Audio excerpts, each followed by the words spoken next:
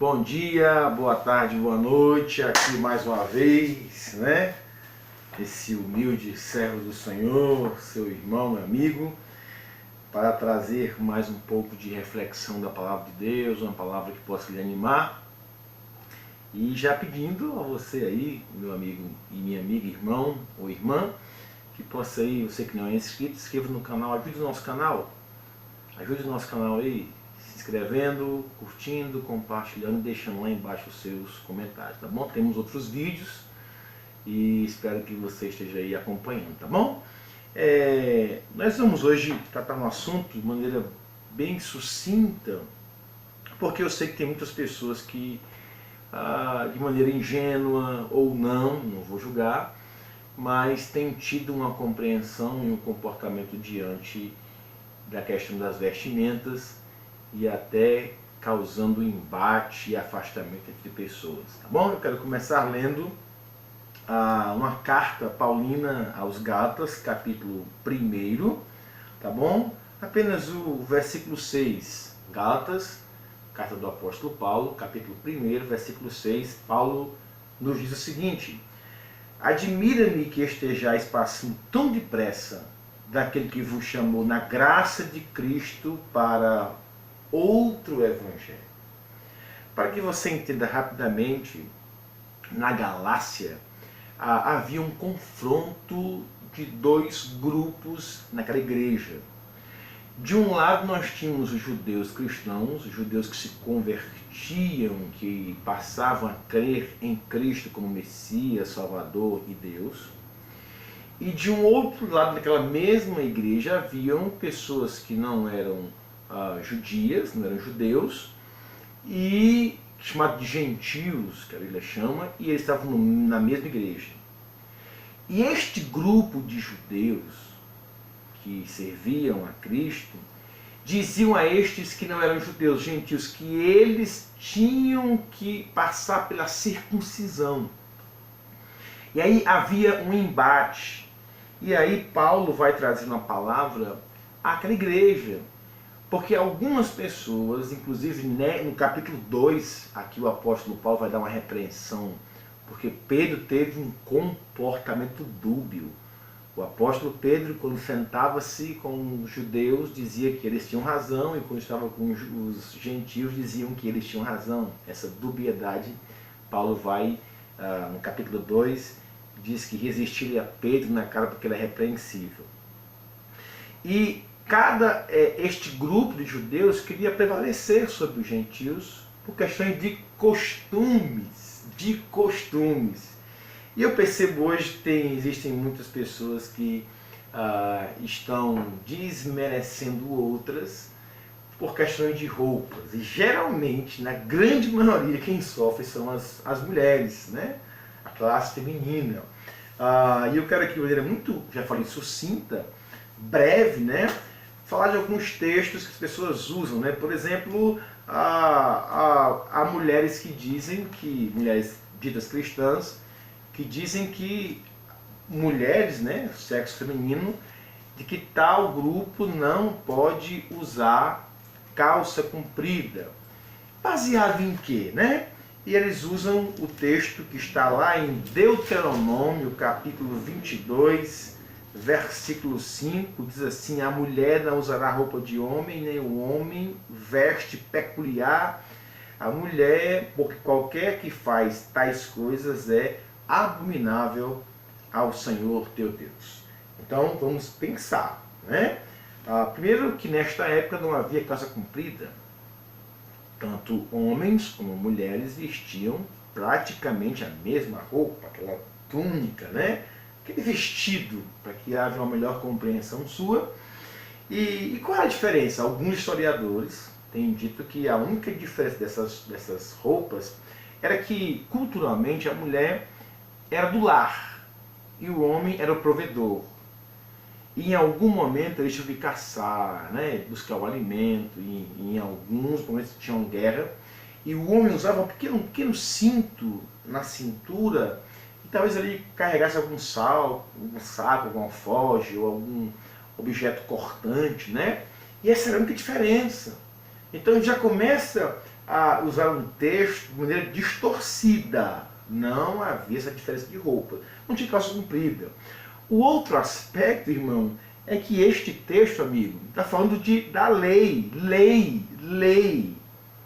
Interessante que as pessoas que querem usar esse texto para proibir a mulher, para subjugar a mulher, que a mulher não pode usar roupa calça comprida, está falando de uma lei. Eu expliquei a diferença. Agora, na mesma lei, diz também no capítulo 21, no versículo 18 a 21, essa mesma lei que proíbe a mulher usar roupa de homem, o homem de mulher e vice-versa, diz que se alguém tiver um filho, Deuteronômio 21, 18, se alguém tiver um filho que é rebelde, quanto mais, e não obedece sua mãe e seu pai, ele é levado ao sacerdote e repreendido, e todos os homens vão apedrejar até a morte do filho rebelde. As pessoas que querem dizer que a mulher não pode usar calça comprida seguem esta lei, sabe por quê? Porque lá em Tiago, capítulo 2, verso 10, diz que quem quiser cumprir a lei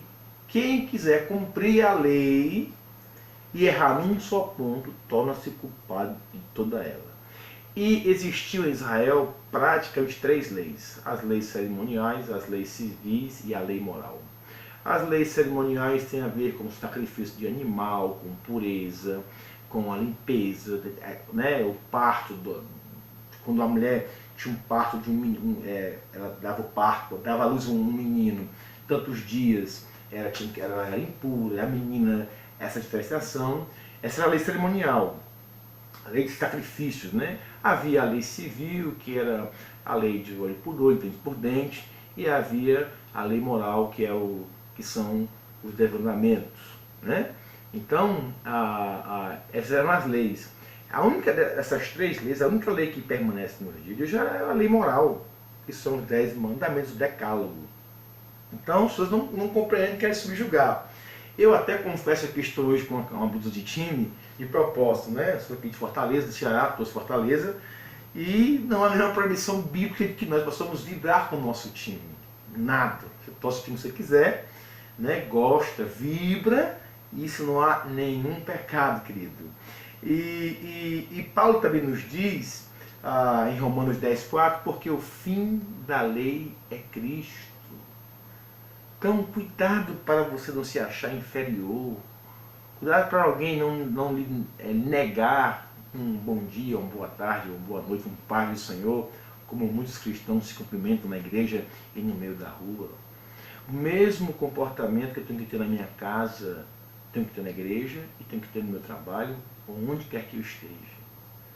Então, há pessoas ainda que usam o texto lá de Coríntios, que a mulher não pode cortar o cabelo, e também a outra má compreensão do texto lá de Paulo, né? Havia uma questão cultural daquela época, e Paulo diz ele fala sobre essa precaução daquele momento, para que as irmãs não passassem por nenhum perrengue, por nenhuma situação complicada de serem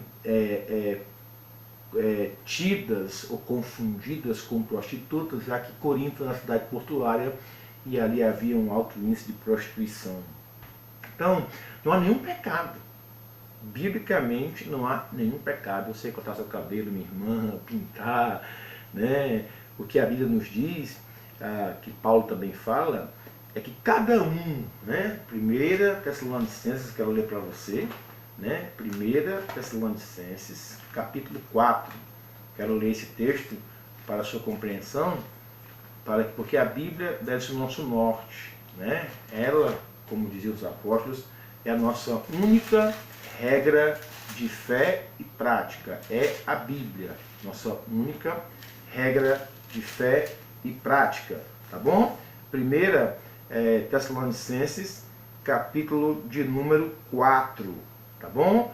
Finalmente, irmãos, versículo 1, nós vos rogamos e exortamos no Senhor Jesus, que como de nós recebeste, quanto à maneira porque deveis viver a Deus, e efetivamente está fazendo, continueis progredindo cada vez mais, porque estáis inteirados de quantas instruções vos demos da parte do Senhor Jesus.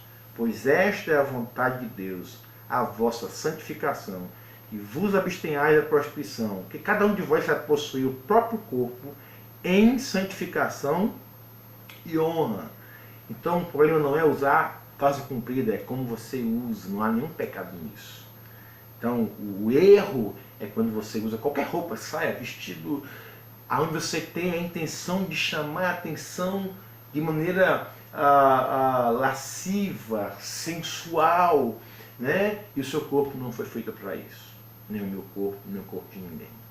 Mas também nós não podemos nos abster por caprichos ou compreensões erradas de algumas pessoas. Não há nenhum mal em você ir a uma praia, não há nenhum mal em você jogar seu futebol, tá certo? Não há nenhum mal em ter o seu lazer, isso é sadio, não há nenhuma repreensão bíblica para isso, tá bom? Uma explicação rapidamente, essa é a intenção, porque vez ou outra as pessoas me ligam chateadas porque alguém chegou e disse que vai para o inferno porque pintou o cabelo, vai para o inferno porque cortou o cabelo, vai para o inferno.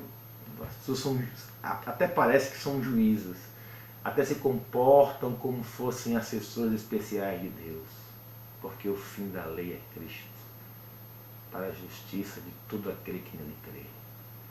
Nossa vida, a lei de Moisés mostrava o erro, o pecado, mas ela não tinha nenhum poder de restaurar o homem, nenhum poder de mudar o homem. Isso compete só a Deus. Que Deus possa abençoar a sua vida. Que você não se submeta a nenhum novo evangelho, a nenhuma falsa doutrina. Repito, a Bíblia é a nossa única, deve ser nossa única regra de fé e prática. Tá bom? Eu quero aproveitar esse momento para lhe fazer um convite. Primeiro, se você não frequenta a mesma igreja, tá bom? Seja católica ou evangélica, eu quero convidar você, depois dessa pandemia aí que está assolando, a você fazer uma visita a uma igreja mais próxima da sua casa, tá bom? Para que você possa aprender mais a palavra, ter um ambiente para os seus filhos, para a sua família. Que Deus possa te abençoar e vamos orar. Muito obrigado, Senhor, porque nós temos a Tua palavra que nos norteia, que nos traz esclarecimento, que nos traz a verdade diante de tantos usos e costumes. Obrigado, Senhor, porque sendo pecador, o Teu amor nos constrange, o Teu amor é imenso, o Teu amor nos dá um recomeço. Que Tu possas abençoar a cada lar, a cada vida, em nome do Senhor Jesus. Amém. Amém. Deus te abençoe. Até a próxima vez.